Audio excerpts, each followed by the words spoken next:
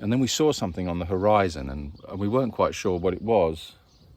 And it looked a bit odd. It was like, it looked like some kind of beast.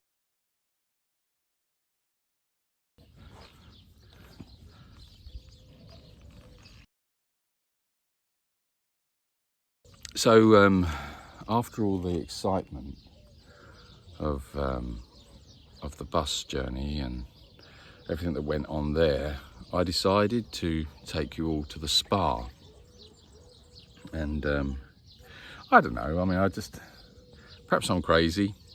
I could be crazy, I don't know. I just thought it would be a nice thing to do for you guys, to take you to the spa, and you could just relax a little bit. Sure, because I just felt like it was a very stressful situation, and I thought it would be nice if we could go and relax. But anyway, I knew it was a mistake. I really did. I just knew it was a mistake. I don't know what I was thinking, really. Anyway, so I got you all together and asked you to go and get your swimming trunks and your bikinis and stuff and your towels, and meet me by the car. And yeah, I just don't know what I was thinking. It was a really stupid thing to do. I don't know. Anyway, so there you are. You all rocked up outside by the car, waiting to go. You all had your swimming hats on already, which was a bit. That was quite a sight, really. I don't know how you get your ears in that. In the swimming hat, I don't know. But anyway, there you are, you're all standing there, you've got your swimming hats on, and Roddy had his goggles on. And I was trying to explain to you boys and girls that you don't normally get dressed up until you're actually in the water. But anyway, that was bad enough. But then Hoti turned up with a full scuba diving gear. And I think they've misunderstood what the spa is. Now, the thing is, with a spa, it's all about relaxing, really. And they played like nice music, and you just take that time to relax and chill out, as opposed to it being like a big sort of like activity adventure. But anyway, so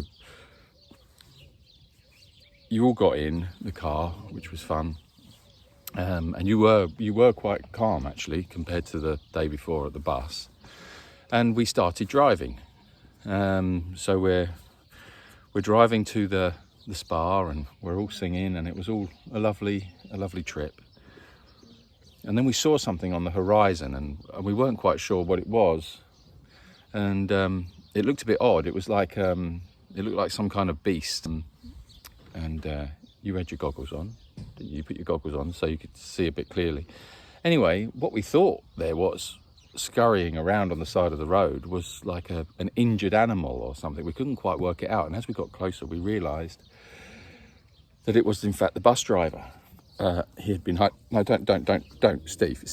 I'm in the middle of a story, right? We're telling the story.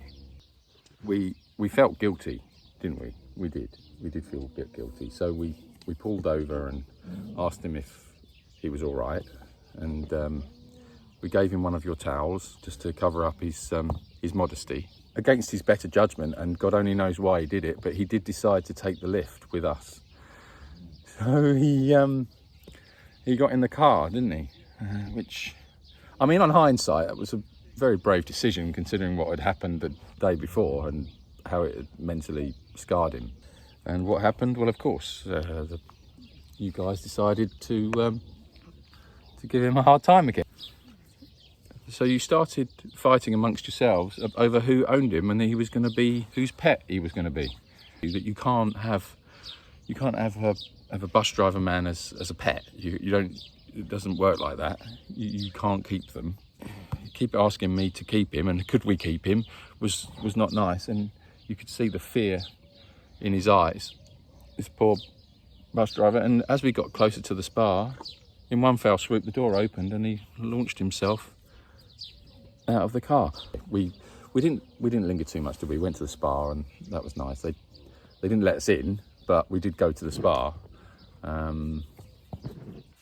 I still think it was the wrong move to turn up in full scuba gear and flippers, I think, or fins, as I think you guys call them.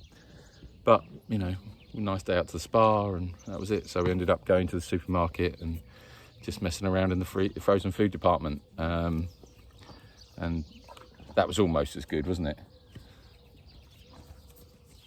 It's almost as good until the police were called. Unfortunately, what we didn't realise, and what the bus driver didn't realise, was that at the point at which he ejected himself from the car, we were on a mountain pass road, and there was quite a steep, well, it was a massive drop off. So not only did he launch himself from the car at speed, but he also inadvertently threw himself off the side of a cliff. And all that we could hear all the way down was just these blood-curdling screams as he bounced off the side of the cliff as he went down. And something about no more donkeys or something like that, I think was audible. I could just about hear that. Anyway, obviously we had to stop and check that he was all right.